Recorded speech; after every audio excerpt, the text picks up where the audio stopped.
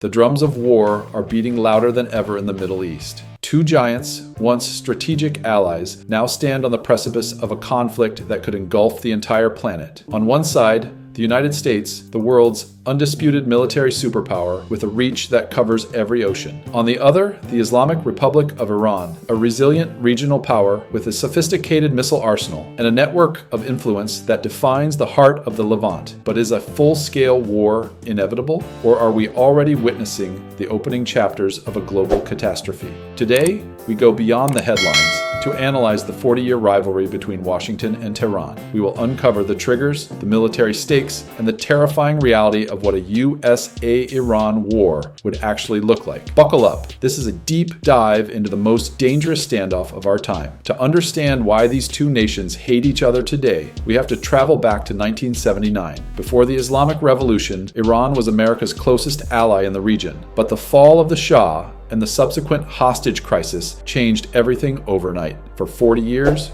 trust has been a ghost. The conflict isn't just about land, it's about ideology and nuclear ambition. From the collapse of the 2015 nuclear deal to the maximum pressure campaign, the tension has reached a breaking point. For Washington, Iran is a state sponsor of terror. For Tehran, the United States is the Great Satan, an imperialist force meddling in Middle Eastern affairs. This deep-seated distrust is the fuel that could ignite a global fire. If a conventional war broke out tomorrow, the mismatch on paper is staggering. The U.S. defense budget is over $800 billion, nearly 40 times that of Iran. The U.S. Navy's carrier strike groups can launch hundreds of sorties a day, and stealth F-35 fighters can dominate any airspace. But do not be fooled. Iran does not intend to fight a conventional war. They have mastered asymmetric warfare. Iran possesses the largest ballistic and cruise missile force in the Middle East. They have developed suicide drones, thousands of them, designed to swarm and overwhelm even the most advanced Aegis defense systems. While the US can strike from the sky, Iran can turn the Persian Gulf into a graveyard of ships using its fleet of fast attack speedboats and underwater mines. The real battlefield isn't just on land, it's at sea, specifically the Strait of Hormuz. This tiny stretch of water, only 21 miles wide at its narrowest point, is the world's most important oil artery. 1/3 of the world's liquefied natural gas and 25% of global oil consumption passes through here. If war begins, Iran's first move would likely be to shut down this strait. If they succeed, the global economy would face an immediate heart attack. Oil prices would triple overnight, causing a worldwide recession that would dwarf the 2008 crisis. This is Iran's nuclear option without actually using a bomb, but the war might not start with a bang. It's already happening in the shadows. From the deserts of Syria to the mountains of Yemen and the streets of Iraq, the USA and Iran are already fighting through proxies. Groups like Hezbollah and various militias provide Iran with plausible deniability. At the same time, we are in the era of cyber warfare. Iranian hackers target US power grids and banks, while US cyber attacks like Stuxnet have previously crippled Iranian nuclear facilities. In 2026, a war between these two wouldn't just be fought with bullets, but with keyboards and code, potentially shutting down cities thousands of miles away from the front line. So where does this leave us? A full-scale war between the USA and Iran wouldn't just be a regional conflict, it would be a global disaster. It would involve superpowers like Russia and China, draw in Israel and Saudi Arabia, and potentially trigger World War III. After 15 minutes of looking at the facts, one thing is clear. In this war, there are no true winners, only different levels of loss. Is there still a path to peace, or is the clock ticking towards zero? Let us know your thoughts in the comments. Does the US have the right to intervene, or should Iran be left to lead its own region? If you found this analysis helpful, hit the like button and subscribe to Coded Realities for more in-depth geopolitical breakdowns. Thank you for watching.